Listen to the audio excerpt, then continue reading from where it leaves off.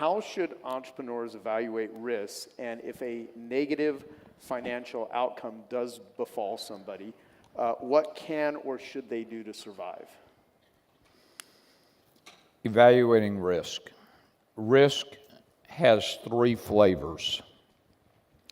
There's the probability that the bad thing happens, there's the cost if the bad thing happens, and there's the controllability that you do or don't have over the bad thing. I think that understanding all three of those is vitally important. And I think one of my jobs as a business owner is to, number one, identify the highest probability risk. So in your business, whoever you are, whatever business you have, there's a opportunity for you to think about what are the 5 highest probability risks that I currently have that would disrupt, here's the guardrail, that would disrupt my future stream of earnings. What are the 5 highest probability risks? And assign a probability to them. So in your world, in the teaching world, a huge risk for you is you. Yeah. You are the single point of failure in your business. And if something happens to you, that's going to disintermediate genius. And I'm the same way. Something happens to me, there's going to be I, in the teaching world, am the product because it's my experience.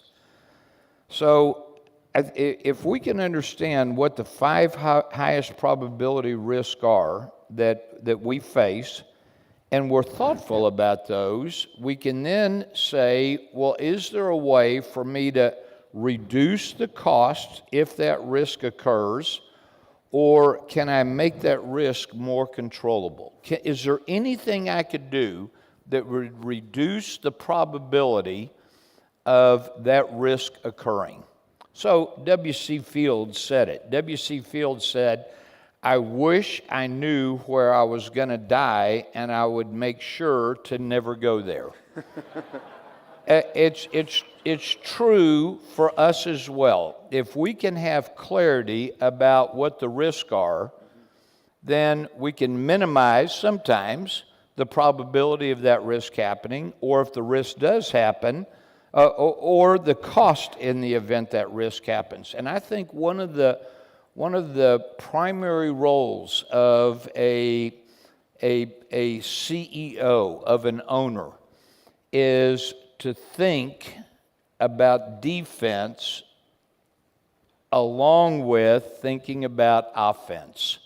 We tend to be offense-oriented. It's growth, it's maximizing, it's optimizing, it's 10xing, it's all the things we talk about, and rarely does a business owner think about what are the gotchas? Where are the places that if a risk did happen, it would somehow cause a major disruption to the revenue stream or the earnings?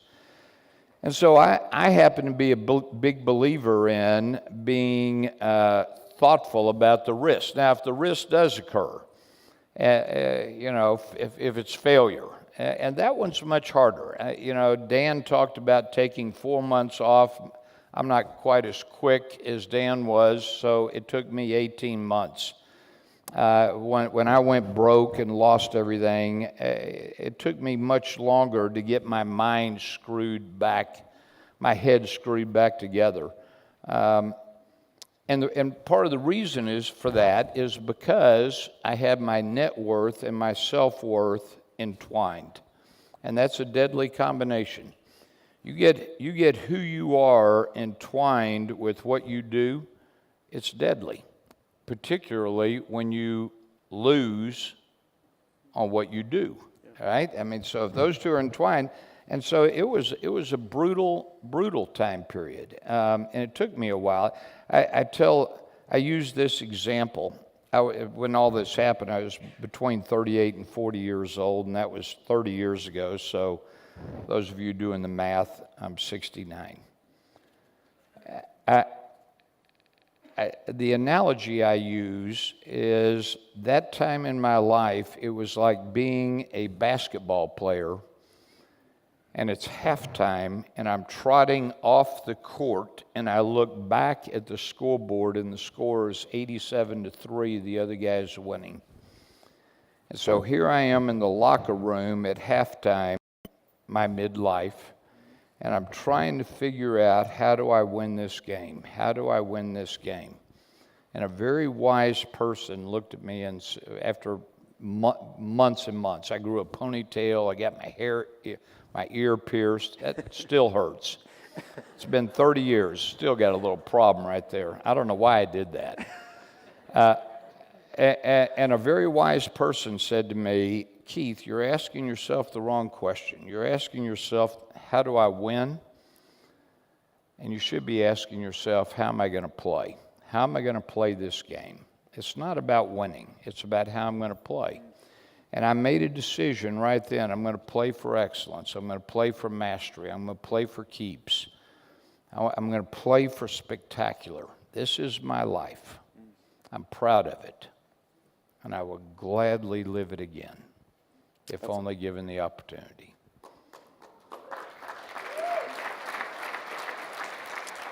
You know, this is going to seem like a diversion, but I'd love if there is a way. Is there a quick way to tell how you met Sandy and what you said to her? Not, well, if you go through how you met her, that could take a long time, because I know this story. It's great. But when you sat down with her on your date and you asked her a question, could you tell that story? Because I think it's not only useful in terms of Keith Cunningham dating advice, but I also think it's actually really relevant to people's clients and customers and simply finding out what is important to them. So we're on our first date. We had known each other 15 years prior and hadn't seen each other in 15 years. This is the first time we had seen each other, and it's a first date. We're 3 hours into the first date. It is a spectacular first date. And I looked at Sandy at the end of 3 hours, and I said, I'm about to ask you a question I've never asked another woman in my whole life. And she kind of braced herself and said, okay, what is it? And I said, what do you want? And she said, what do you mean, what do I want? I said, what do you want in a man? What do you want in a relationship? I said, at the time, I was 50 years old. I said, I've been single for 10 years. And I said, I have been playing whack-a-mole and pin the tail on the donkey with every woman I've been out with for the last 25 or 30 years, and I'm tired of it. I need to know what you want. She looked at me and said, oh, that's easy. She said, I want to be loved and adored. And I asked the waiter to come over and bring me a pen and a piece of paper, and I wrote down, Sandy, January 4th, 2001, loved and adored. And I looked at her and I said, now tell me every single thing that needs to happen for you to feel loved and adored. And I started writing. And she talked for an hour and a half. I'm talking high maintenance here, right? And I'm writing it down, and at one point, literally, at one point in this hour and a half, she said, and I want a note every day. I said, you must be kidding me. I tried to make myself right. I couldn't. I said, every day, my God. What if I forget? She said, I'll remind you.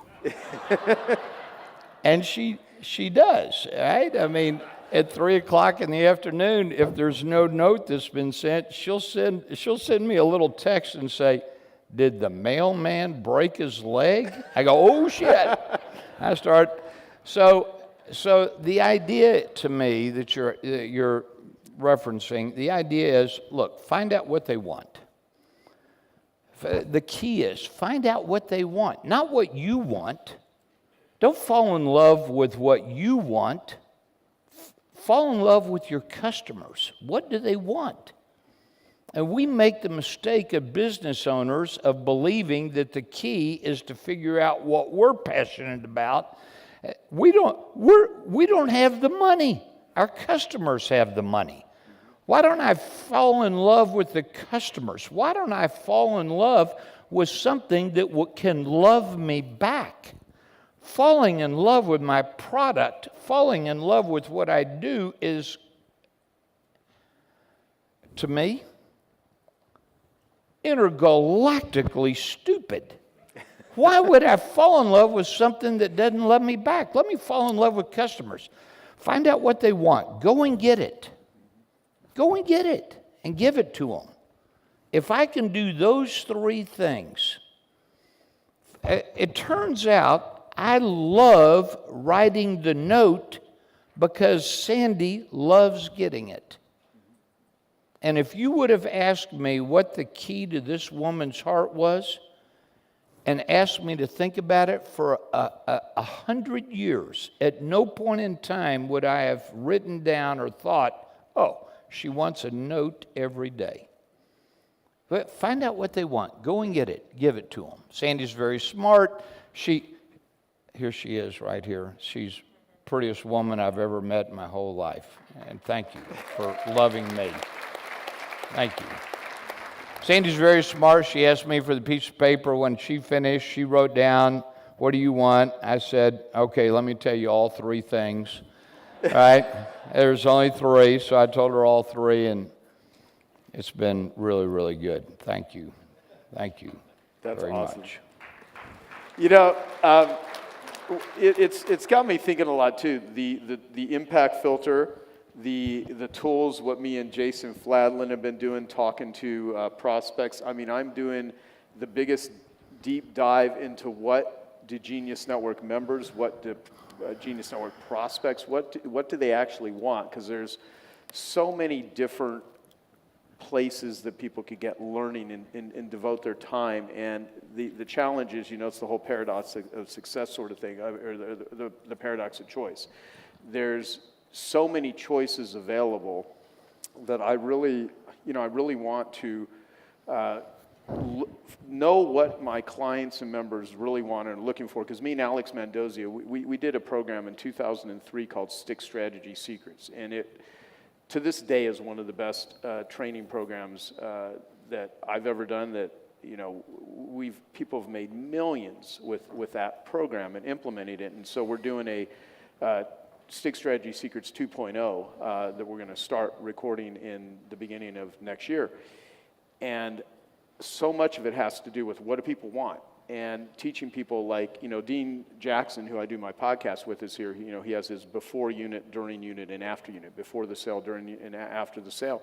And so much of just being a relationship marketer and having clients coming back and back is you know, it's the difference between the pickup artist that get a phone number or an email or versus someone that actually sustains a relationship. And so all of this, the reason I'm bringing this up is that, you know, all the things that I'm doing, that you see me doing, even the impact filter at the beginning here, is all based on just learning what it is people want and delivering it to the best of my ability. Every speaker here, every person, people, the dominoes that they're telling me would be important to them. So critical.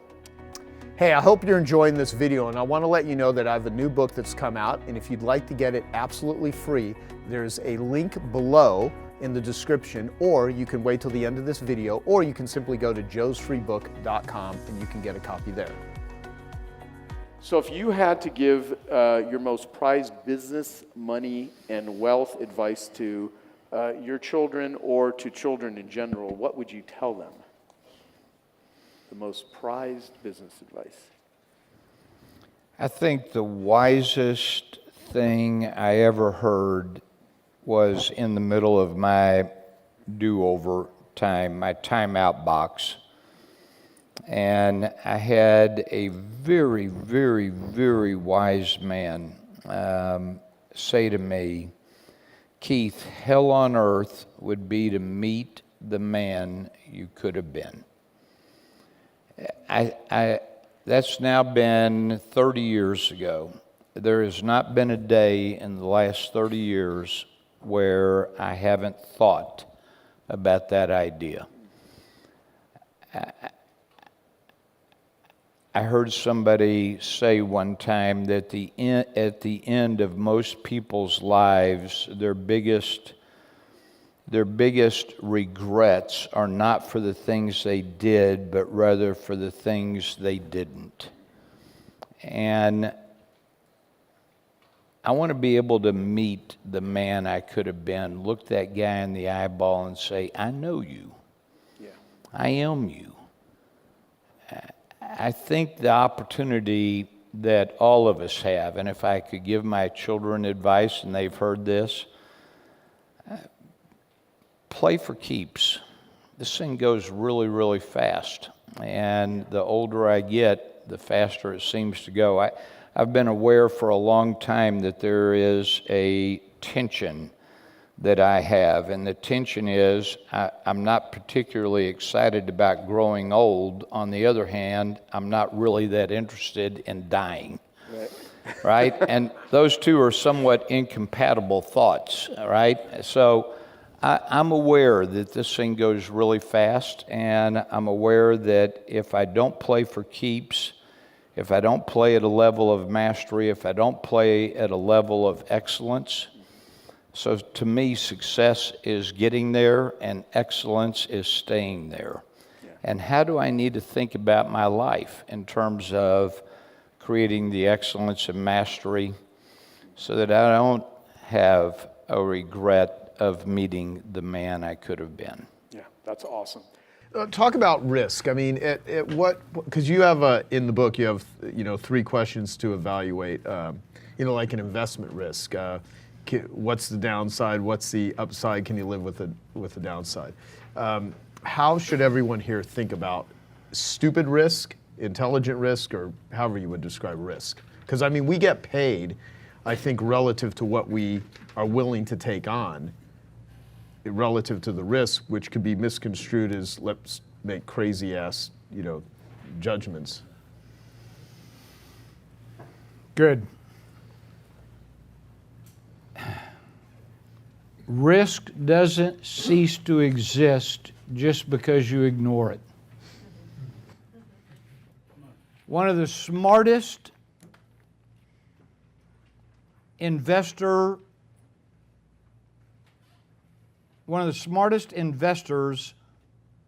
in the world today, who Warren Buffett stops what he's doing to read what this man has to say. This is the only guy that Warren says, when Howard Marks talks, I listen. Howard Marks has written a book. You should own this book and you should read it soon. Probably after you read The Road Less Stupid. But then again, I'm biased. If my kids asked me to which one they should read first, I'd point them to Howard Marks. So read Howard Marks first. Howard Marks runs a company called Oak Tree Financial, and he's written a book called The Most Important Thing. The Most Important Thing. He says a lot of brilliant things. 3 that I'm going to mention. Number 1, the less risk you perceive, the more risk there is, which is completely counterintuitive to the way most of us think. If I perceive that there's no risk of having an automobile accident between my home and the grocery store, then I won't put on my seatbelt. I'll text while I'm driving. I'll be talking on the phone and watching a video, and as a result of perceiving there's no risk, risk skyrocketed. The way you lose money is by perceiving there's no risk. I'm a natural. I've got all this money. These are smart people. If it doesn't work out, I still got a lot more. I mean, what could go wrong? And so we begin to think in terms of, we say stupid stuff. Everybody in here has done it. I've done it. We say stupid stuff like, the greater the risk, the greater the reward. This is intergalactically stupid. This is unbelievably ignorant. The greater the risk, the greater the probability of a loss. But we say, oh yeah, I mean, it's risky. But, I mean, the reward, my God, the upside is so huge. We've done this. You and I were talking about this. Warren Buffett was playing golf. This is a true story. Warren Buffett and Bill Gates are playing golf. They're best friends. And there's with two other guys. They get to a par 3, which is the only kind of hole you can legitimately make a hole-in-one on. They get to a par 3, and one of Warren's playing partners, right as Warren was about to hit his tee shot, the playing partner said, Warren, let's have a bet on this hole. Warren said, okay, what's the bet? The guy said, $2. I bet you $2 that you don't hit a hole-in-one. And Warren said, well, like, what if no, it's $20. I bet you $20. And Warren said, okay, $20. If I got to give you $20 if I don't hit a hole-in-one. And Warren said, if I do hit a hole-in-one, how much will you give me? The guy said, I'll give you $20,000, which is 1,000 to 1 odds. That's what that is. So if Warren loses, if Warren doesn't hit a hole-in-one, he has to give his playing partner $20. But if he does hit a hole-in-one, then his playing partner's got to give him $20,000. And Warren looked at this and said, no bet. And the guy said, why? Warren said, well, I mean, the odds of me hitting a hole-in-one are not 1,000 to 1, it's 10,000 to 1. If I stood up here and hit 10,000 golf balls, there might be one that goes in the hole. But if I only hit 1,000 golf balls, the likelihood of one going in the hole, never going to happen. So I'm not going to take the bet. And the guy looked at Warren and said, Warren, it's $20. Last year, you made $5.6 billion. It's $20. And Warren said, I know. Stupid in small things, stupid in big things. Write that down. Write that down. What's sabotaging us is the small things sometimes. So this idea of risk doesn't cease to exist, that the less risk we perceive, the more risk there is. Howard Marks, in his book, said, a house that can withstand a hurricane is indistinguishable from a house that cannot withstand a hurricane until after the hurricane. And what we want to be doing is building houses, financial empires that can withstand a hurricane. I mean, for crying out loud, if you know that the economy does this and nobody can predict it, I mean, you know, there's the soothsayers out there. Somebody told me one time, the reason God made economists is to make astrologers look good, right?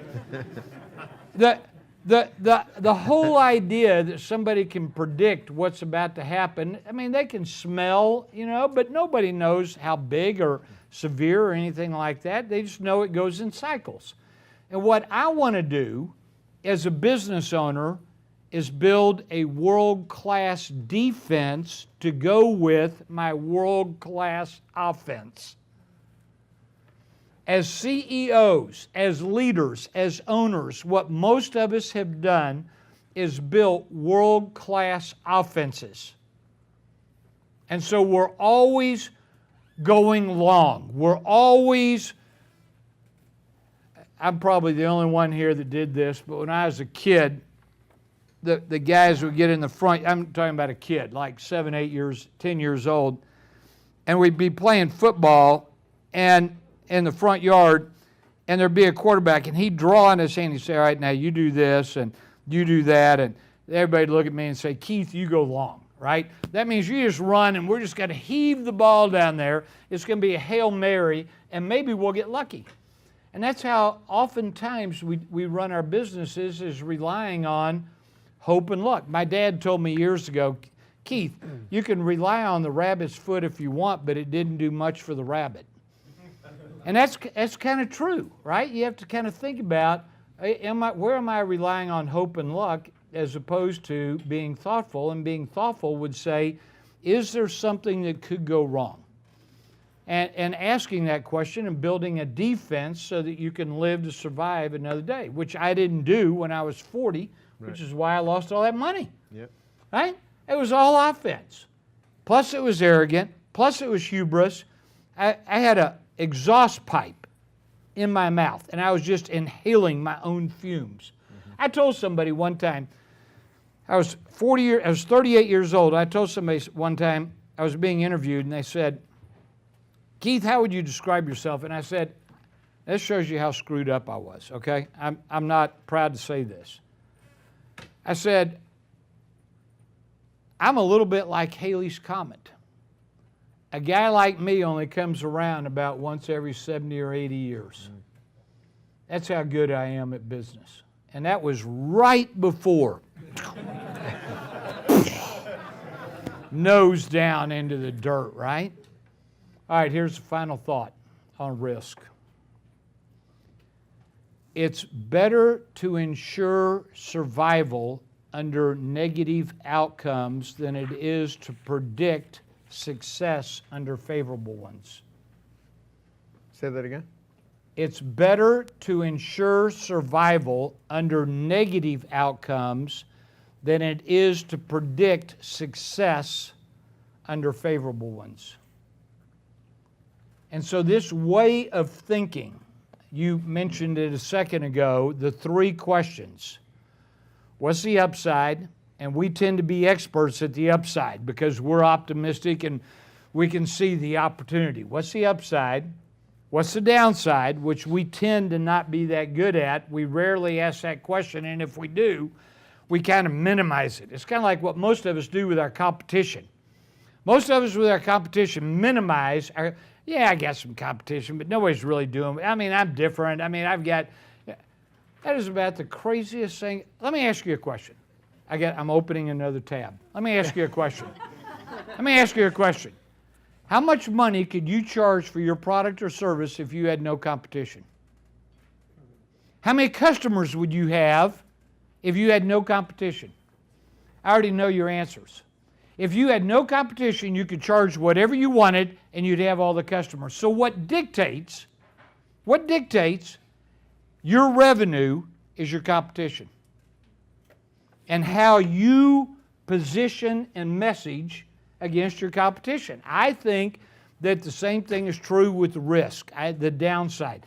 How do I need to think about the downside and be realistic with it? And if the downside happened, then can I live with it? And one of the most powerful tools I've found in this is called a pre-mortem. A pre-mortem. You know what a post-mortem is. A post-mortem is, somebody dies, they crack them open, they look around, say, how'd they die? Well, their heart stopped, they stopped breathing, blah, blah, blah. That's how they died. A pre-mortem says, I'm about to make a decision. I'm going to project myself 1 year into the future, and by projecting myself 1 year in the future, I'm going to look back over the course of the last year, and this decision I'm just about to make has turned into a dumpster fire. This thing is a train wreck. It is a mess. So 1 year into the future, I'm now thinking, as I'm looking back, it's a mess. A pre-mortem says, what are all the things that went wrong that caused this thing to turn out to be screwed up? If you will exercise this muscle, which is defense, on pre-mortems, on identifying and evaluating, minimizing risk. It's questioning assumptions, losing some of the optimism. My God, we're optimistic. We're irrationally optimistic about the initiatives and ideas that we have, and I think one of the best ways to play defense, honestly, is with what you're doing with this and some of the work I'm doing with the boards that we have, which gives business owners an opportunity to have people around them that will give them advice and tell them no. Yeah, ask yourself the question, how many people do you have right now, that can tell you no?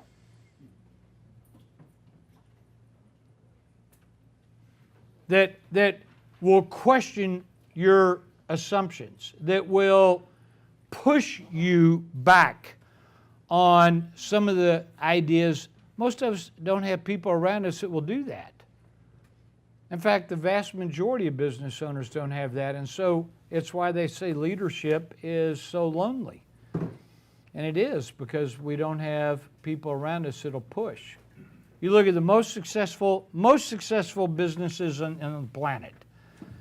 Every one of them has a board, and every one of those boards meets once a quarter. There's a reason for that. That board is not there to inject the CEO with adrenaline. That board is there to say, whoa, cowboy, slow down just a little bit, just a little bit. Let's think this thing through. What are the second order consequences? What could go wrong? Do we have a plan that ensures success, or at the very least ensures survival? Or are we going all in? This is the biggest challenge that most of my Genius Network members have. When you're talented, when you're capable, when you know how to produce a result, and there is an infinite amount of people that would like your help. And that's one of the downsides. It's one of the main reasons I haven't written a book, because I have a real sensitivity when people send me letters or messages. And on average, between social media and personal emails and phone calls and even faxes, I get between 50 to 200 requests a day. I get sent about 20 books a week that people would like me to look at, like me to read, and we'll tell people to go to hirejoepolish.com unless it's a book that genuinely I'm interested in. You know, I mean, like right now I'm reading, you know, Brendan Burchard's, well, almost done with that, but I read all these books in pieces. Tony Robbins' book, Dave Asprey's Bulletproof Diet, Peter Diamandis' book, Bold. You know, and I get Future books. Crimes. Yeah, future, you know, all this, like, and these books, like, this is Peter Diamandis' book, Bold, which is going to be a massive bestseller. This comes out in February, but I get all these books well in advance, like long before they ever come out, because I help people, you know, with marketing and stuff. And like there was even a gentleman here that asked me during break, you know, do you have time for 10 minutes after this thing? And I would love to say yes to that, but I've got my girlfriend here, and I, you know, don't have 10 minutes after this. I mean, if I did, I have to say no to, so everything you say yes to, you say no to something else. And I have a hard time with that. I mean, really hard time, because I wish I could help everybody. So some of the strategic ways, one of the reasons I love marketing, the podcast, is I needed, for lack of a better word, a dumping ground. All these people constantly, can you help me with marketing? Yes, it's called ilovemarketing.com. We have 180 hours of free content there, all kinds of examples of stuff. Go there and listen to it. And if someone doesn't listen to that, I mean, I tell people everything, you know, stuff that I, you know, charge people for consulting. So having a place where you could send people where they can get training, even if it's free, is a beneficial thing. Now, what you said, Derek Sivers, who founded a company years ago called CD Baby, he has this thing where he's like, it's either a no or a hell yes. So if you have an opportunity that comes to you, if you can't say hell yes to it, it's probably not an opportunity you want to say yes to at all. So it's either no or hell yes, and that's really, you know, difficult to do. So I try to put things through a filter, and part of it has to do with the idea, and a lot of it has to do with the people. There are some people with great ideas, but they're despicable human beings. There's some people that are amazing human beings with mediocre ideas.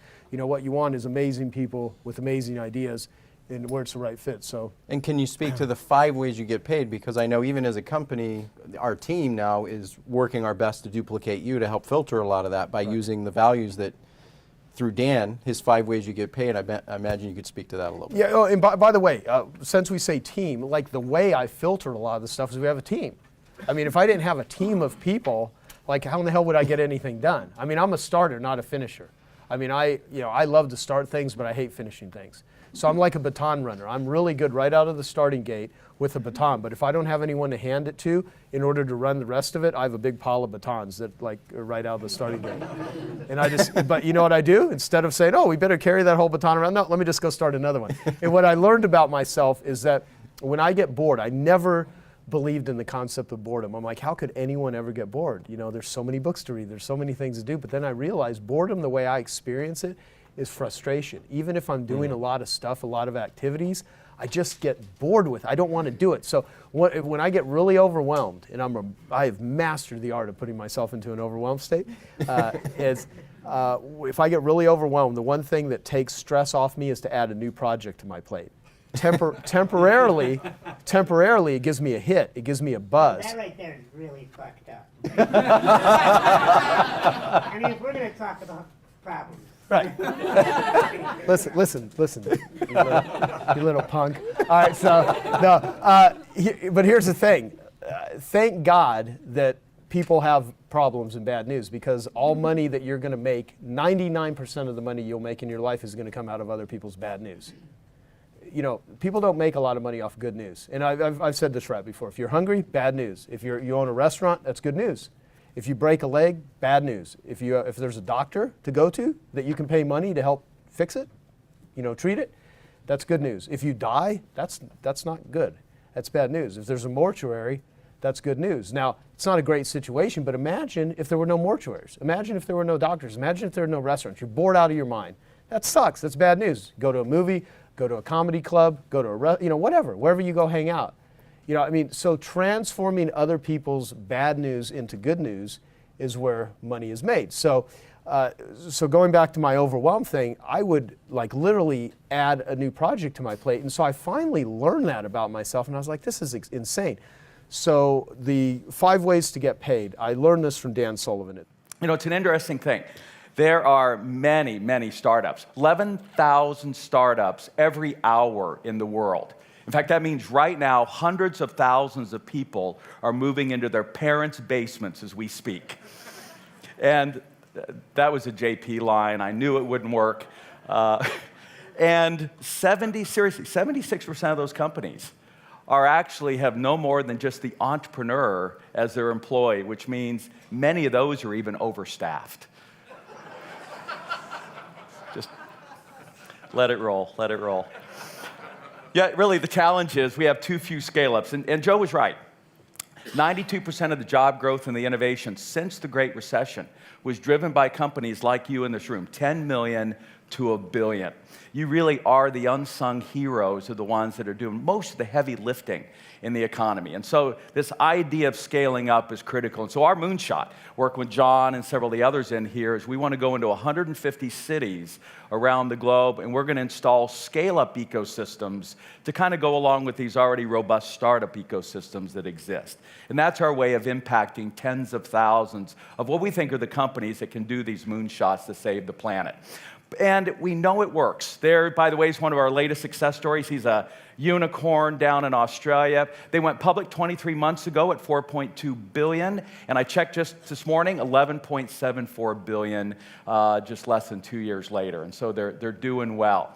The latest, I think, upcoming unicorn is Paul Wedgwood with Splash Damage, and I had a chance to kind of hitch a ride with him, and I was happy to see there in the back was a copy of the book, and so I want you to put into your mind, Ferrari equals scale up, all right? And you've got them both. But what is it that gets in the way? And that's this one idea that I want to share this morning. And it comes out of the second book, this history book of greatest ideas. It always reminds me of my favorite quote, the greatest lesson of history is we fail to learn from history. And so I want to go in there and I want to look at this story about Robert Taylor. So I want to take you back to 1980, and Robert introduces soft soap. Now, a lot of you are too young in this room to know that there was a time when we actually had these things called bars of soap, and we didn't know whose genitals they had touched last. I mean, I want you to think about that and realize that we have solved this problem. And so he launches, and he goes to $39 million in his first year. That's back when that was a lot of money. And he's now faced with year two. And he's got a lot of constraints. And if you were to shout out, what's going to be in his way of year two? Just shout it out. What's going to get in his way? Yeah, cash. Obviously, growth sucks cash, system supply, employment, distribution, taxes. Yet, he realized and he got wind that Colgate-Palmolive was going to rip him off yet again. And so he stepped back, and this is the decision you must discern why you're here and for your company. And that is, where is the constraint? Now, a lot of people say we got to go out and fix problems, but I don't know. I've never found that really useful as a concept. It's hard for me to get my head around that and my arms around it. But if you can think about what is constraining you and your industry and your company, and you can get control of that, then you can begin to scale enormously. Hey, I hope you're enjoying this video, and I want to let you know that I have a new book that's come out, and if you'd like to get it absolutely free, there's a link below in the description, or you can wait till the end of this video, or you can simply go to joesfreebook.com and you can get a copy there. So he stepped back and he realized there was the constraint. It was the pump. And it's interesting, back in 1980, there was only one company, Kalmar, in California, that made these pumps. We're talking about many years before China came on as this kind of unbelievable manufacturing powerhouse. And so he goes out and he visits and he said, all right, what's the biggest sale you guys have ever made? And they said it was like 5 million units. And they goes, and how many of these things do you make a year? And they go, 100 million. And he goes, sold. And he negotiated a 12-cent price, and he bought the entire year's supply for $12 million. Now, Colgate-Palmolive, Procter & Gamble sees, opened up the marketplace, they're going to jump in and steal it, but guess what? No pumps. And ultimately forced Colgate to buy him for $1 gazillion. Now, what do we call this strategy? Blackmail. But that's what you want. You want to understand where is the constraint and get control. And that was not lost on this young man who finally came back. I thought it was one of the greatest decisions ever made, that they brought back its founder after 10 years. And the company's in trouble. And he's launching this new product, the iPod, and he had already been ripped off once by his good friend Bill Gates, who took his operating system. And he wasn't going to let it happen again. And he knew this case study. So we went to Bill, and that's a whole other story why he convinced him to give him $150 million.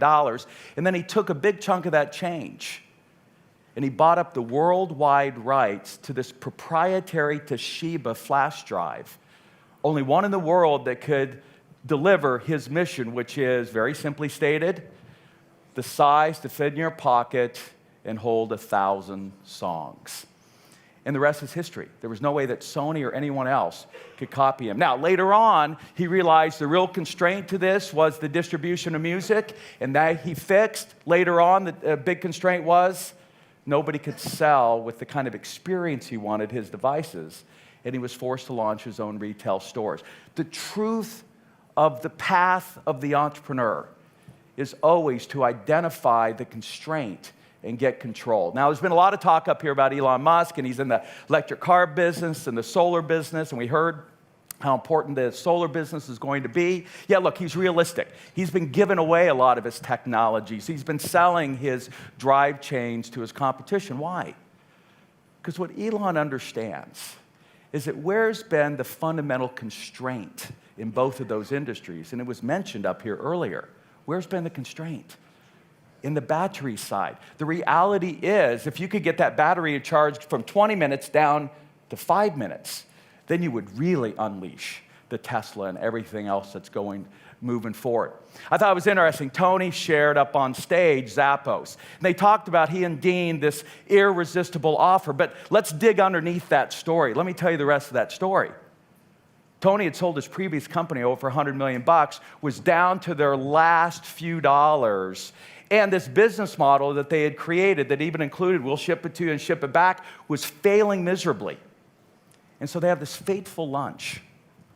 And at the lunch, they really asked what I think is the question: where's the constraint? And the constraint had to be in their own business model. They were then drop shipping direct. And that was the most inexpensive way to do it. Yet, the manufacturers were limiting them to the supply they could get and the different various models which their stores had preference on. And his partner, Fred, said, look, if we could get access to all the inventory, I could triple revenue in the next 12 months. And so what they did is they went north 2 hours and bought a little retail store in Willows, California, so they could then get access, like all the other retailers, to the full line of product. They realized they needed to fund their own inventory, but when they did, their revenue popped 5-fold in the next 12 months. You can have these brilliant, brilliant moonshots and ideas, but what's critical is for you to step back and find the constraint and get control. So we wrote a tool. I'm going to be going over some of these things on Sunday.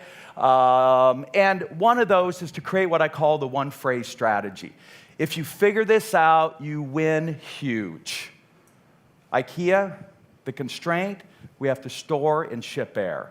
And so they perfected. Even though only at 6.8% market share, they'll do $37 billion this year, they figured out how to take the air out of the process.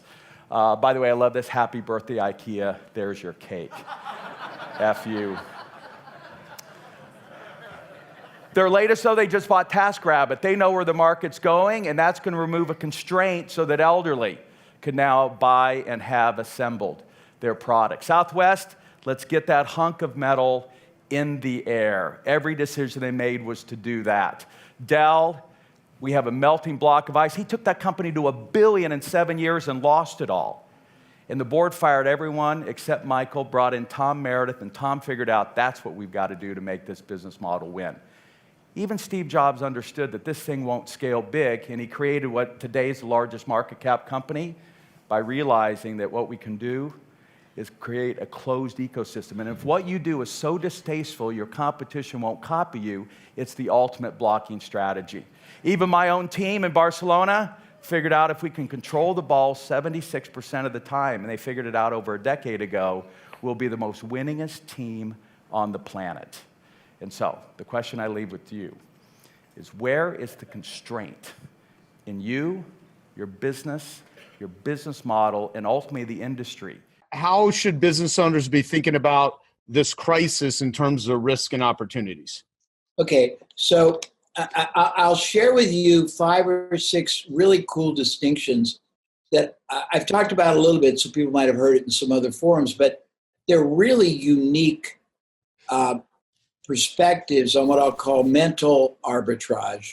So the first thing is, I mean, this is very, very trite, but I think in terms of dyads and triplets. So dyads mean I want to divide and conquer. So there's 2 types of attitudes. There's reactive, defensive, readiness, and then there's proactive, strategic, ethical, opportunistic preparedness. So let's assume that everybody we're talking to is in the latter, not the former. So what I look at are opportunities, correlations, implications, anomalies nobody else is perceiving. So I think I'll go through this very quick, what I'll call 5-part distillation. Number 1, I don't think there will ever be another window of opportunity. By the way, if I look up, I'm just accessing my thinking. I'm not trying to be rude to anybody. I don't think there will ever be another window of opportunity as wide, deep, and receptive as there is right now for doing collaborations, joint ventures,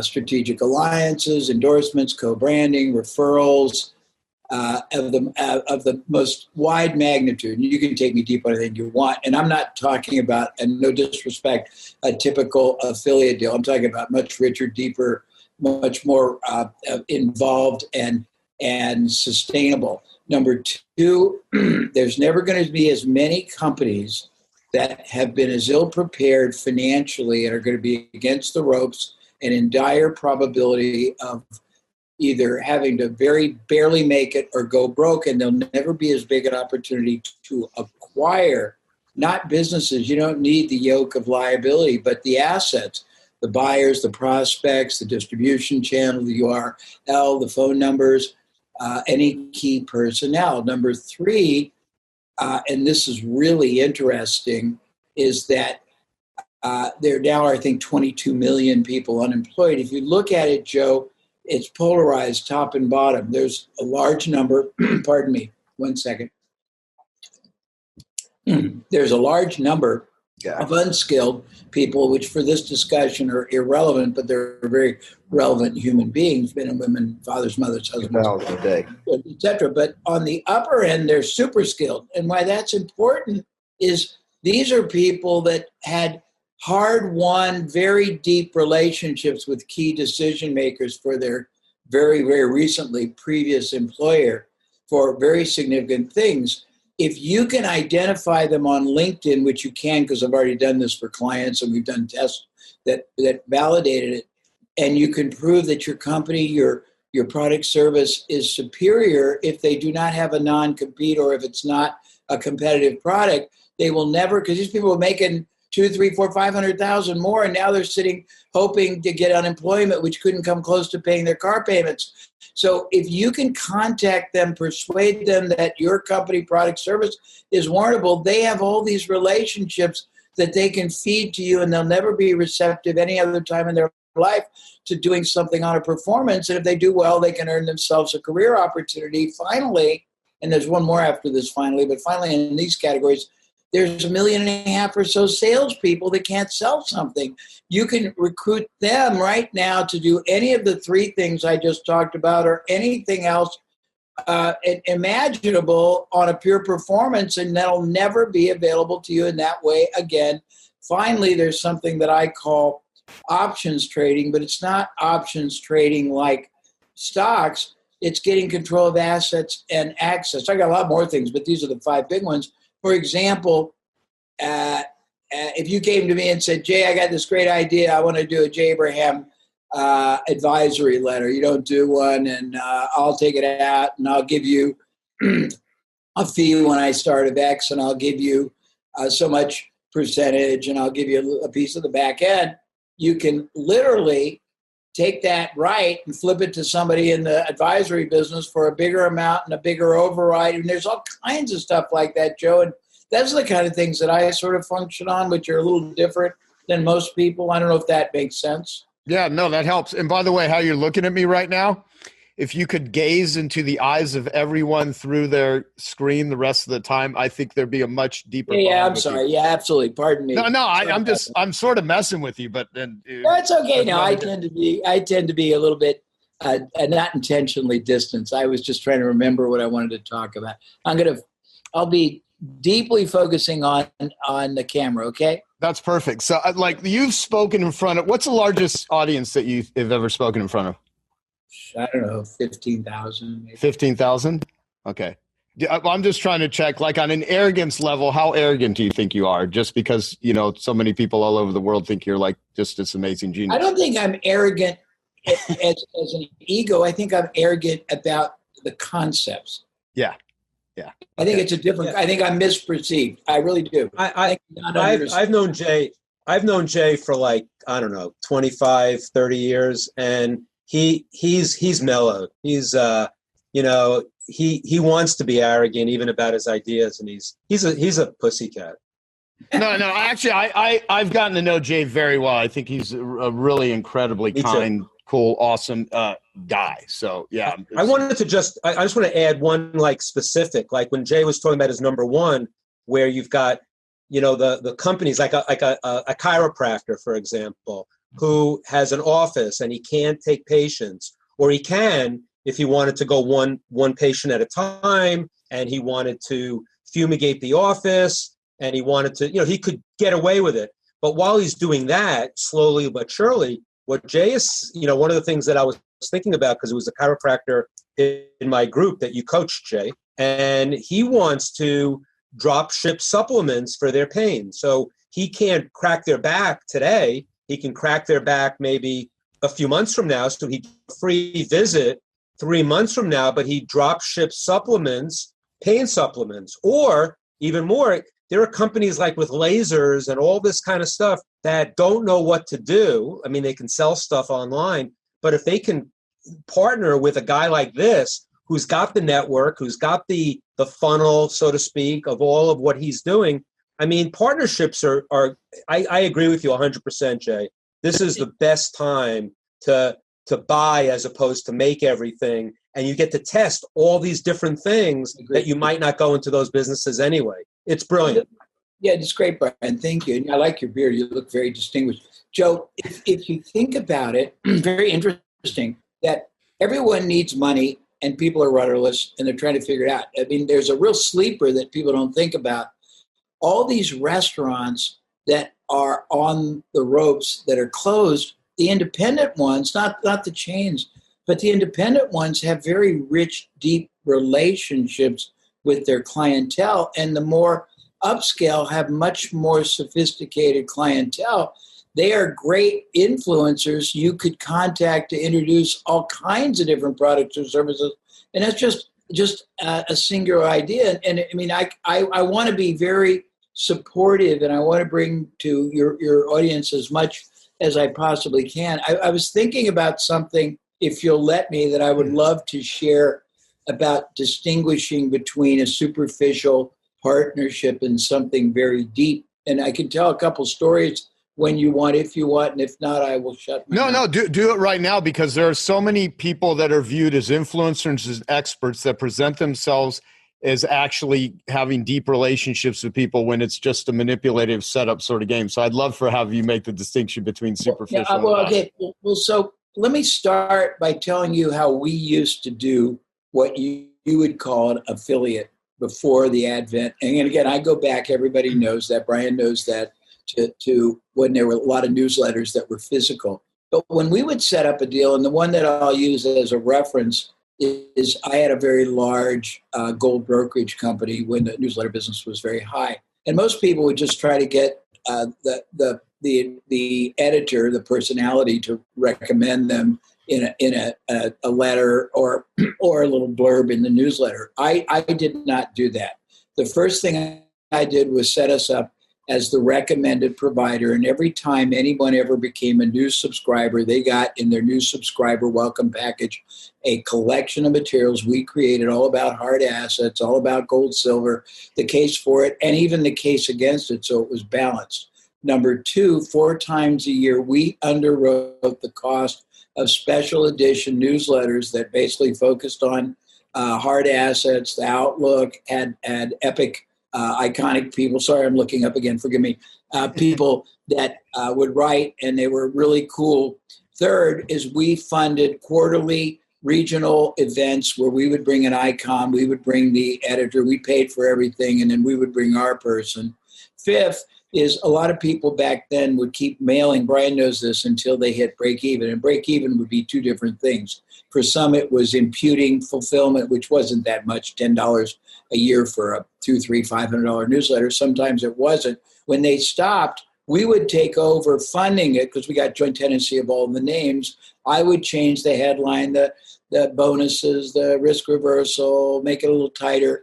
And we would basically turn it into viable and make money on it, but we'd get joint tenancy of the name. When it stopped working, because most newsletter promotions then, I think Brian would affirm, and maybe today too, they were based on the bonuses. And we were in the gold business, which was lead generating, and lead generating would cost us sometimes $150 a lead before it was a deferred investment we wouldn't recoup for a month or two. So we would use the mailing piece for the newsletter stripped down to just the bonus just to get leads at a lower cost. But we basically, it was sort of like the concept, the integrative concept of becoming an integral part of the relationship. But that didn't happen until we won very, very deeply the trust of the partner. and that we protected them on everything. And I was very good, and I think I still am pretty good at preemptively thinking through all the negatives, all the concerns, not just overcoming them, but blatantly bringing them up to show that we have already protected them. I can go on, but that's just one example. Michael Middleton sent me a private question, and I said, you know what? Why don't you just bring this up and ask Jay directly? So, Michael, if you want to unmute yourself and ask that question, let's do it. And when he does it, I have 3 or 4 points that I think would be fun to share sometime if you'll let me before I am thrown off. Okay. Okay. So Thanks, Michael. Joe. Jay, you just mentioned something about restaurants, which struck a chord with me. But I've been struggling to think about how to use this. But some of the high-end restaurants in London have been sending out to their mail lists recipes and that kind of thing, but then also linking out their food suppliers, because the wholesale food suppliers, their businesses. Sure. Yeah, same thing here. All the hotels and restaurants. So in the world that some of the rest of us are in, I'm struggling to think of situations where I've maybe got clients or business connections where I could use the same kind of thing, where we can help them in this way. Michael, can I ask a clarifying to make sure I hear? Are we talking about restaurants, or are you just using restaurants as a springboard to some other industry application? Just as a springboard. I'm not in the restaurant business. I have a financial planning business and a retirement coaching business. Okay. And so your clients are whom? My clients are corporates companies with sort of 4,000 employees and more. Many of whom they've sort of furloughing staff, but they're looking at redundancies. They've got people that they're going to be taking on to early retirement. It's a new business. We had a face-to-face workshop program, which just got shot to bits. And Michael and Joe, I forgot. I'm embarrassed. I forgot a big part of the first element that I've been talking about, and that is whatever you do now, you want to identify what else people buy before, during, after, and instead, and I can go into instead, and you want to be able to make those product services available to them also. Then you want to go to the next level, Michael, and think about this, and think about what else they are buying decision makers for, that the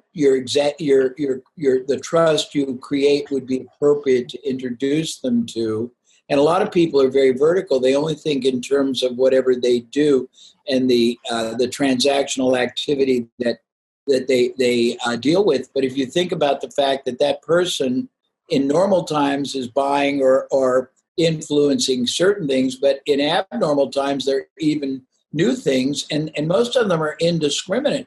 They don't know who to choose. They don't know who to go with. They don't know who to really pick as a choice or a provider. If you are in a position, you've earned their trust. That trust now can basically, it can what's the word? Not crescendo. It can basically expand out to a multitude of different ways you can very ethically monetize. And then there's 2 different ways to monetize, now and in the future. If you know that it's only a matter of time before certain types of products or services will be paid for, you can set them up now. Most everyone on this call is going to need money, unless they're doing fabulous, which some are. They're going to need money worse in 60 days than they do right now. Okay. I don't know if that helps or I gave you a headache. No, it helps a lot.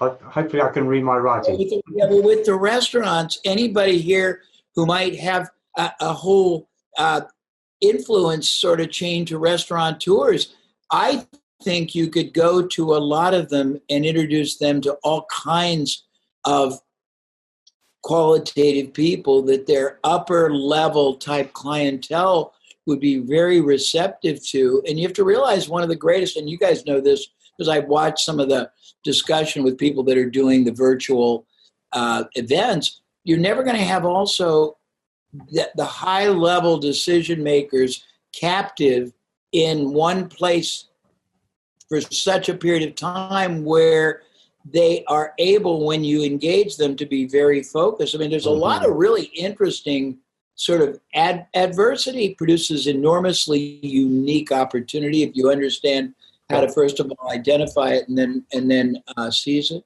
So your latest book, Mastering the Rockefeller Habits 2.0, Scaling Up, How a Few Companies Make It and Why the Rest Don't. What's this book about? Because I would recommend people get all your books and you know, even all your Gazelle coaches. I mean, I've been to your events. You guys do amazing stuff. I mean, you have literally impacted, I mean, truthfully, with what your creation with EO, there are millions of people that have been impacted by the seeds that you planted. So this is your latest work. Who's it for? What's it about? What will people get out of it? Yeah, well, you know, a lot of companies start up, and there's this craze about startups and accelerators and incubators and that kind of stuff, but very few scale up. And it's the scale ups, Joe, that really move economies, really drive innovation.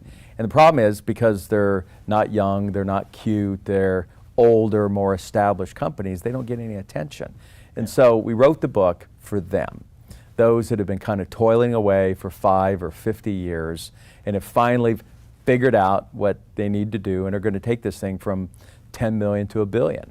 And what are the key things that are necessary to scale up the company? Gotcha. Well, I was having a conversation with Dan Sullivan, as you know, he's one of my dear friends, and he's founded a company, Strategic Coach, and we were having this conversation because we have a friend, I won't mention his name, we all know him, who puts a lot of emphasis on trying to help startup entrepreneurs and putting together programs for them and all that. Dan just made this funny comment, because I mean, I want to help anyone that really wants to grow and learn. I mean, that's why I put out my free podcast. It's like this interview. I mean, we're putting it out to the world for free, just so it'll help people that come across it. And Dad made this comment. He goes, there's all this emphasis on funding startups. He's like, if you really want to make an impact, fund people who've like literally had to borrow the money, had to go into debt on credit cards, no one was there to help him. He goes, that's what weeds out the ones that can make it and ones that don't. I mean, if you just hand over money to someone that's a startup just because you should give them a reward because they want to start a business. He goes, the ones that are really successful, they've gone through the crap. They've gone through the hell that they've had to, and I just thought it was kind of funny. No, he's right on. It's one of, I think, the problem with the incubators. They baby them too much, and then when they finally set them free, they didn't get some of the basic learnings from failing that are necessary to take the venture to the next level. And then what happens is when they do fail, it's at such a bigger level that it's devastating to their families, to their own net worth. It's a mess. And so I think you got to be careful helping folks too much in their beginning. Yeah. I mean, I heard this line, and I say this speaking from ignorance because I'm not a parent. The quote was, "Don't handicap your children by making their lives too easy." Yeah, for sure. Although I think that applies to anyone. I mean, you can really baby someone trying to start a business, and you can rob them of the learning that comes from it. So absolutely. Yeah. So well, you've created a lot of tools. What is the Buckminster Fuller quote that you gave today? I love that quote. Yeah, I know. I'm a mechanical engineer by training. Got a worthless MBA on top of that. And Bucky had this notion that you can't really change the way people think. All you can do is give them a tool, the use of which will change your thinking. And I mean, think about what the phone has done to change our behaviors more than any other change management, seminar that you might be able to go through. Right. And so we're tool builders, and we wanted to build some tools that help people make those changes. Well, I got a lap full of stuff here that I've, books and everything here. So there's a bunch of growth tools that you have, and you're known for the one-page strategic plan. Talk about what that is and where people can get it, because I want the people that are watching this and listening this to not just have some business insight, but I'd like to send them off to where they can get access to some of the things that you have literally done with thousands of companies and have created that will make a big impact for them, that will allow them to think more strategically, more creatively. And so talk about some of the tools you've created, specifically the one-page plan. Yeah, it's the thing that we're probably best known for. To date, about 40,000 companies are using this tool. And it was a very simple idea. Everyone sits around and says, man, how do I get everybody on the same page? Well, you got to have the page first for everyone to get on. And we use the analogy of jazz bands. I love jazz because you can bring these players in from all over the world who've never played together, but there's got to be a few things that have in common, and one of them is we're playing the same song. And so we thought, hey, how can we put on a single sheet of paper a way for people to get down from their core values all the way to what is the thing we need to focus on the next quarter in a simple format that they can communicate that to everybody else in the organization. And it's this common set of music that people can all play together. So that's what it does. So where do people get this? Because I know you Yeah. you make it available online. I'll put a link to all the different places that I put this interview. So go to scalingup.com or gazelles.com, but scalingup.com, and they'll see a thing that says the one-page tools. And we've got them in multiple languages, from Russian to Spanish to French to English, obviously. Right. And so it's there for people to use free of charge. We've had them up there for decades. Great. So what are some other tools that you've created that have been really helpful to yourself, Yeah. to other business owners that you've done? Well, it's a challenge, this whole life side and business side. Everyone's talking about the balance. We see it more as a blend. And so we created a one-page personal plan to go along with the one-page strategic plan, so that if you can kind of, as the entrepreneur, get down, and the executives in the company, what it is I need to do on the personal side, and then look at that in relation to what I've got to do on the business side and mesh those up. We find people are much more successful in both aspects of their business. And we mirrored the same people, strategy, execution, and cash, but we said, look, let's look at the relationships, let's look at the achievements, let's take a look at those rituals that we do on a daily basis, our exercise and other things. And then obviously there's the wealth component that we have to pay attention to. And so that's become a tool that started to really catch hold around the world as well. And then we're known for this Rockefeller habits checklist. What are these 10 habits, these routines, ones that John D. Rockefeller had in place over 100 years ago that made him the wealthiest guy on the planet? Wealthier than any of the guys that we have here today, except maybe Putin. And these are things that you can put in place in any company, from startup all the way to the largest companies in the world. You've had the experience of meeting, I'm sure, just thousands of entrepreneurs over time, and also helping to create them. Is there any consistent mistake that you see entrepreneurs make in business that they could possibly avoid? I think that if you don't protect the downside, and you sort of treat your business a bit like going into a gambling casino, and sort of keeping on doubling up to hoping that you're going to get out of a problem, then you're asking for trouble. And 8 out of 10 businesses do go bust, and quite often it's because people haven't thought of the downside consequences of what they're doing. So without being too conservative, it is important, I think, to always think, if I do this, what's the worst that can happen? Can I afford the worst? For instance, right now, some of our airlines have protected against oil going up. Now, a lot of people within our airlines said, well, look, it can't possibly go any higher. We've got a recession on. So do we really have to protect? The wiser people at Virgin said, yes, we should protect against the worst happening. So it was good and sensible that they protected against the downside. I've seen you do that too, Richard. Just as a great example is like Virgin Mobile, as we'd say in the UK, but Virgin Mobile, and just instead of building all the communication, all the infrastructure it would take, you literally leased, I think, Sprint's lines, and so there's very little downside and very big upside if it worked for you. We have a strong brand, and therefore we're able to avoid the enormous infrastructure costs of sometimes of building new businesses. We can piggyback on other people's infrastructure using our brand, and we'll put in the brand. We get 50% of the company. We'll use our marketing skills, and other people will put in the infrastructure, and that in itself also, as you say, protects the downside. Yeah. With all the decisions that you have coming across your desk, wherever you're at, your beach, I guess it could be. Yeah, exactly.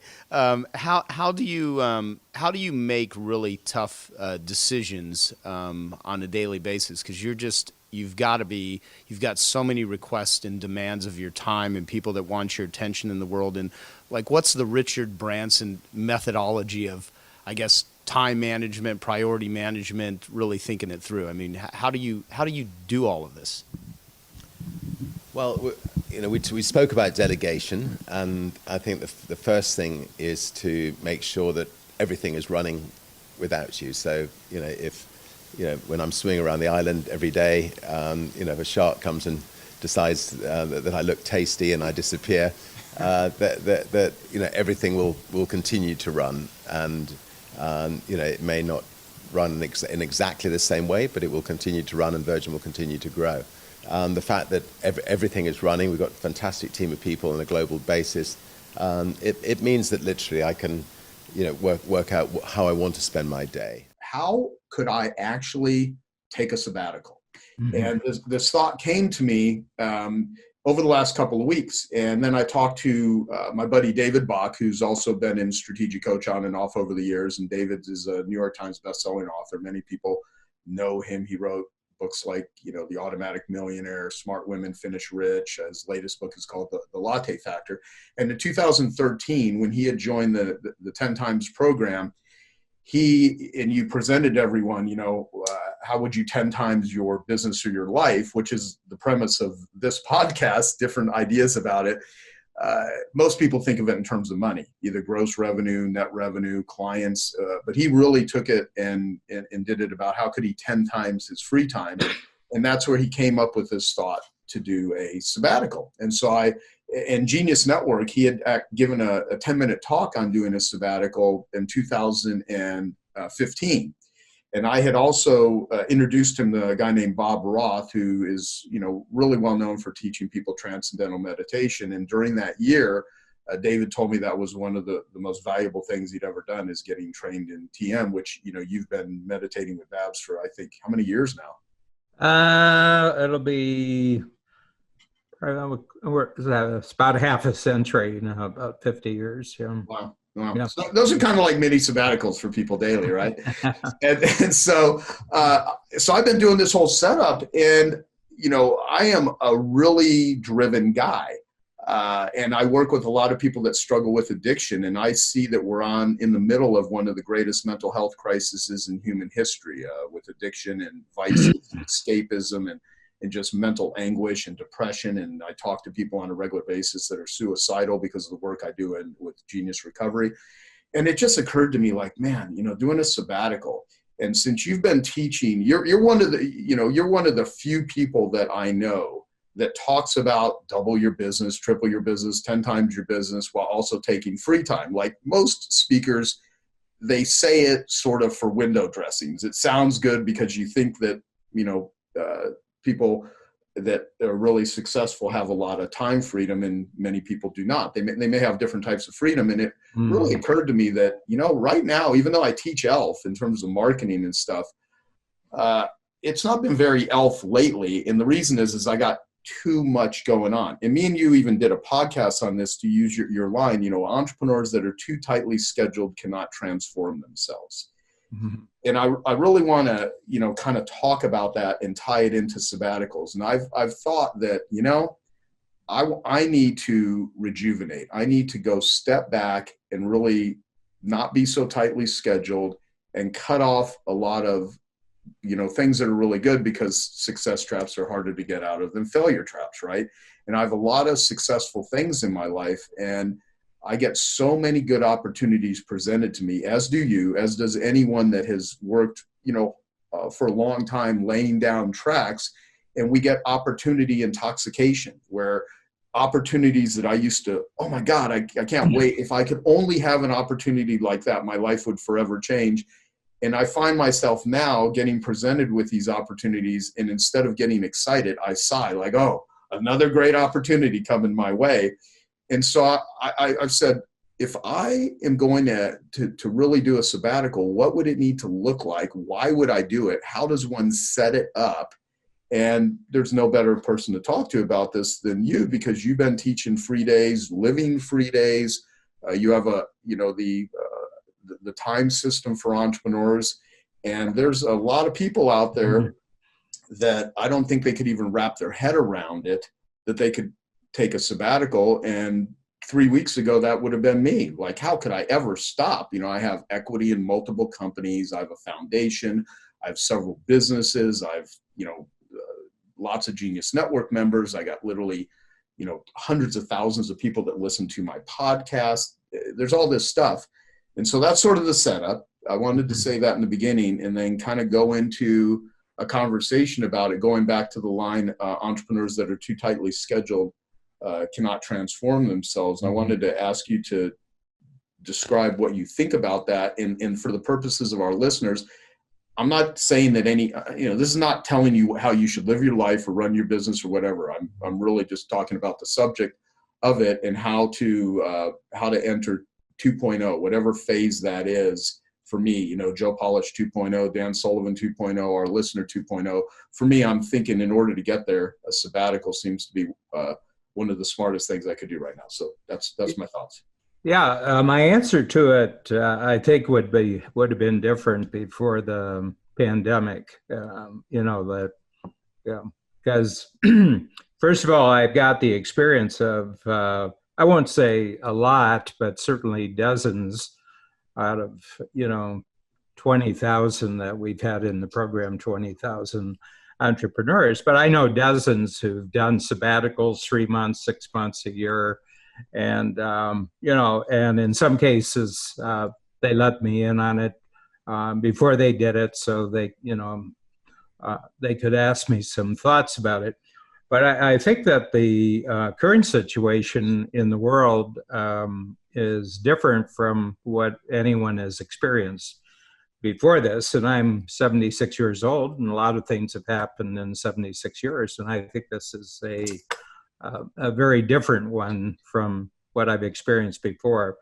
And two things I'd like to say about this. You were talking about psychological, you know, people being really, really impacted negatively, psychologically and emotionally.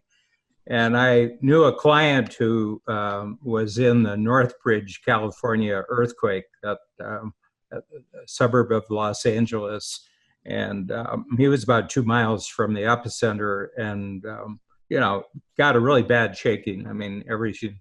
And it was quite long by his recollection, and the video sort of supported that he went through about 15 seconds of shaking. And he said, you know, there's one thing that gives us a sense of security as human beings. The earth doesn't move.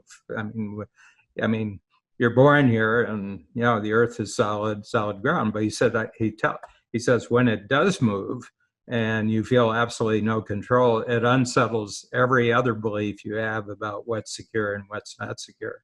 So I think that the pandemic's a bit like a earthquake of that sort. You know, it has, but here it affects everybody because everybody gets intersected by other people's reactions to it. You may be pretty solid yourself, but you're being impacted by other people's turbulence, and it's global. It's global. You know, it's probably the first really truly global experience where no matter where you went in the world, meeting a stranger, you could have a conversation with that person, and pretty soon you could talk about the pandemic and how it affected them, and that it would have affected them in some way.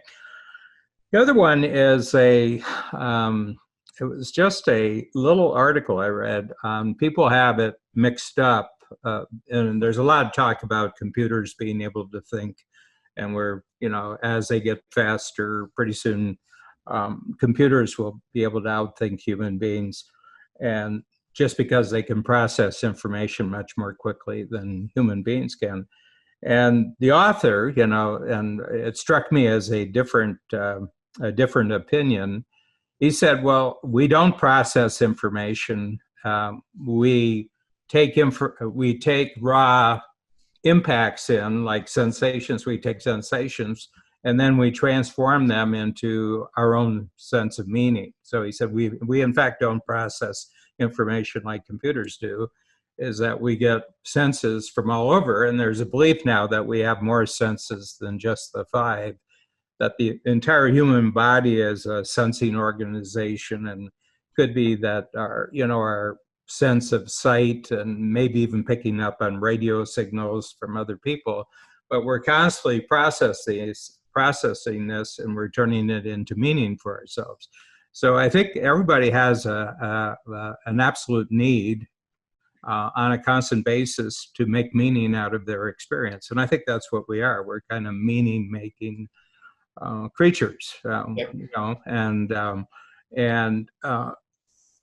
you're very, very quick at taking negatives and turning them into positives. And, I admire your skill in doing this, especially when it's in public. You're able to shift very, very quickly.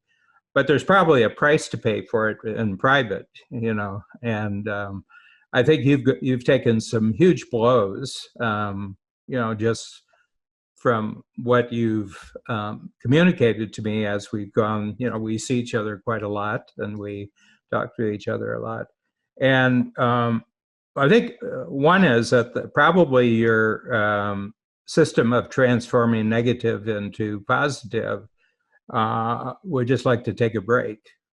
Yeah. No, you're right. You're right. And it's tired. It's like a muscle, but you've been using the muscle extensively in overdrive almost over the last year. And that seems completely natural to me. Everything else gets tired. And when we're forced to continually deal with certain kinds of experience in a skillful way, but the skill gets tired out. Right. And the other thing too, Dan, based on what you said, even when I've taken some free days, I find myself not rejuvenating or not being able to disconnect because be it my nervous system, my sympathetic, parasympathetic system, the heightened state, the fact that I'm an empath, so I tend to take on the energy and the pain of others, and so it's pretty difficult at times. And so I want to take a break. What future crimes? What do you? That's the title of your book. That's your website. What does that even mean? Right. So I thought about this long and hard. Actually, titling a book is really difficult. Yeah, but being a marketer, you know all about this. But I, run the Future Crimes Institute, and I'm thinking about it. You asked me about this before. You said, am I one of the top experts? I said, who knows, right? There's a lot of smart people in this space, but the thing that I do know is I'm thinking about what's coming next. So rather than focusing on where we were, I'm focused on what's happening. And the thing that would surprise people is, of course, most people know, if you turn on CNN or any of the news stories, you know that they're hacking banks and they're hacking your bank account and they're doing identity theft and all that stuff people know about. And they know that there's some dangers on social media and the like. But what people don't know is that we are about to explode in the number of things that we are connecting to the internet. It's called the Internet of Things, and we've talked about that. That means everything from your blender to your car to your dishwasher, your pets, your kids. Everything is going to have an internet protocol address and online. Yeah, and I remember even the tour to Qualcomm and just seeing everything that is connected. Everything, because the price of those chips to get something online is dropping towards under a penny. So with RFID and some of these other technologies, that means that we're going to switch, not to get too technical, but to something called Internet Protocol version 6. We currently use Internet Protocol version 4. We've run out of space. So if you think about New York City, Manhattan, the area code 212, eventually they ran out of 212 numbers. They needed to create the 718 area code, 347, 917. The same thing has happened with the internet. We're out of space. So they've created more addressable space. What is amazing is how much space that they've created. So if you think about it, today's internet is kind of relatively small. It can only support about 4.5 billion simultaneous connections. But the internet of tomorrow, the one that'll arrive in the next 3 years, can support 78 octillion connections, which is 78 trillion. Sorry, 78 something you couldn't even billion. comprehend. Yeah, to put it in ways that people can understand, like there's two ways I like to describe it. Today's internet is about the size of a golf ball. Tomorrow's is going to be the size of the sun. Like literally, that's the difference. We think we have the internet today. We ain't seen nothing yet. We're in the earliest stages. We're going to have a sun-sized internet, which means everything will be online. But so great things will happen as a result of that. We'll have smart cities, we'll save energy, we'll have better healthcare through, internet of the self and all that. But all of that will become hackable. And as you well know, we can't protect the things that we have today at all. So Cisco has predicted that by 2020, we're going to add another 50 billion devices to the internet. Intel, I think, said it's going to be 200 billion. Whatever the exact number is, it's going to be a huge amount. And as you know from your time with Singularity University, this won't be a linear thing, you know, that happens 30 years from now. This is going to arrive really quickly and seem as if it's arrived overnight. Wow. So future crimes is all about what's coming next. It's not just hacking the things of today, it's hacking the internet of tomorrow, which will be here tomorrow, right? Internet of Things, robotics, artificial intelligence, nanotechnology, synthetic biology.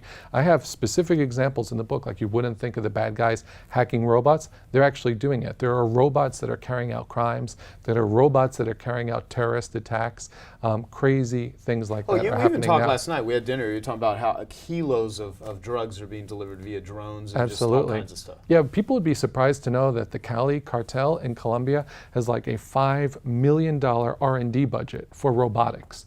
So think about it. They're trying to disintermediate all the humans that you can... You said 5 billion? No, 5 million, oh, sorry. Okay. I'm hearing things. No, $5 million budget. Who knows, it may go up. But for the moment... it's going to go right, up. exactly. But for the moment, no, $5 million that they are spending on autonomous robotics so that they can send autonomous submarines carrying hundreds of kilos of cocaine up to the United States. The DEA picks up about 20 of these subs a year, right? And now they're using drones. So there are like thousands, literally, again, according to the DEA and Homeland Security, thousands of kilos that are being flown on unmanned drones over the border from Mexico into the United States with narcotics. So again, people think, well, they think drones, they think the military, they think the US government, you know, killing Al-Qaeda. But in fact, bad guys are using these technologies too. They're using artificial intelligence in just ways that would blow your mind. Interesting. So fascinating. Yeah, and so here, but the thing is, like you said, this is just the start because it's going to get so... Exactly. I mean, we're going into this whole new realm that's never existed before. Exactly. And it's just the start, but it's already begun. That's the really big point that I want people to understand is we call it future crimes, but bad guys are using robots today. Bad guys are using artificial intelligence today. And in the book, I have like hundreds of cases of crazy stuff that, you know, criminals and terrorists are doing with technology. Yeah, well, let's keep going down this path because like what I want to do, like I said, and I want to remind the listener, is that I want to make you aware of this stuff, but we will offer solutions because what I hate is when some people do like documentaries and they're bitching and complaining about how horrible the world is, but then there's no solution on what do you do and kind of how do you do it. So now it's so easy to share online. Yeah. I mean, obviously, we're so interconnected with our phones, and there's a website. It leads to websites like things like pleaserobme.com and that sort of thing. So how can people go online and share things and not be, you know, minimize the risk? Yeah, for sure. So this is another area where technology is being used against you. Remember I said there are people that understand technology. You know how to use it. Other people understand what goes on behind the screen and how it really works. So in the book, I try to turn around the screen and give you that other perspective. So there's lots of people that are taking advantage of the information that you're sharing. And I'll talk about companies that are doing it, and then I'll talk about bad guys that are doing it. On the company front, actually I have a chapter in the book called You're Not the Customer, You're the Product, right? So I do polls when I speak all the time, and I say, hey, raise your hand if you're a customer of Facebook, and everybody in the audience raises their hand. And I'm like, oh, how much do you pay for that? And they're like, pay for that? I don't pay for that. It's like, okay, so you're not, so why have the internet gods given this to you? I'm like, you're not paying for it because you're the product, right? You're the thing that Facebook sells to advertisers. And that's why Facebook has a multi-billion-dollar valuation and you get free status updates, right? That's the deal that you've made as long as you understand it. So people share online, and all of these social media sites are just great ways. You know, they provide excellent services, and I'm not saying that in any way they may not be useful. Pinterest, Instagram, Facebook, Twitter, they're all great, and there's lots of good reasons to use them, but you just need to understand the bargain that you're making. So that's from the corporate side. On the bad guy side, bad guys are absolutely paying attention to every tweet that you put out there, every Facebook posting. And I'll give you a few specific examples. I always run into people who will post on LinkedIn, I'm going to be at this conference, in Orlando, or I'm going to, we're going on vacation to Bahamas or Provincetown, whatever it is, and they post it online. And everybody else, gives it the thumbs up, hey, that's great. So you mentioned a website called pleaserobme.com, and that was based out of Amsterdam. And what they did is they just created spiders, little programs that would pull down everybody's vacation postings, and they aggregated it into one database, so that criminals, burglars, could go in there and just put in a postal code and see all the people in the neighborhood that were going to be on vacation. Right? So you think, well, this is just, nobody will pay attention to this, or I've set my privacy settings, which Facebook changes all the time, and even if you think you're private, you're probably not. Another important statistic, would it surprise you, Joe, you're very plugged into all this, would it surprise you to know that Facebook is hacked 600,000 times a year? That probably would not surprise me, considering everything. Right. Well, and you see, the thing even with hacking, you know how Facebook had the hackathons? Yes, they have exactly. all the stuff. So that's why I even asked you about hacking, because there's a lot of stuff where it's portrayed as a very positive thing. And there's this other side of it. But that's I would have not guessed that much. So, but it does, well, actually, coming from you, it does I need to correct that. So that I told you that just to gauge it, but actually it's not 600,000 a year, it's 600,000 accounts a day. Wow. There are 600,000 accounts a day hacked on Facebook. That's not me saying that. That statistic was posted on the blog of the chief security officer of Facebook, right? So these are their own data that are coming out there. So not only, even if you've got your privacy settings, which they change all the time, kind of screw with you, so you lose out there, bad guys are breaking into it. There was a study done, which I really want folks to know about, in the UK, and they interviewed, I think it was 1,000 convicted burglars, and they said to them, when you're going out there and trying to find a home to burglarize, how do you go about it? 70% of burglars, convicted burglars in the UK today, say that they're using Facebook and other social media.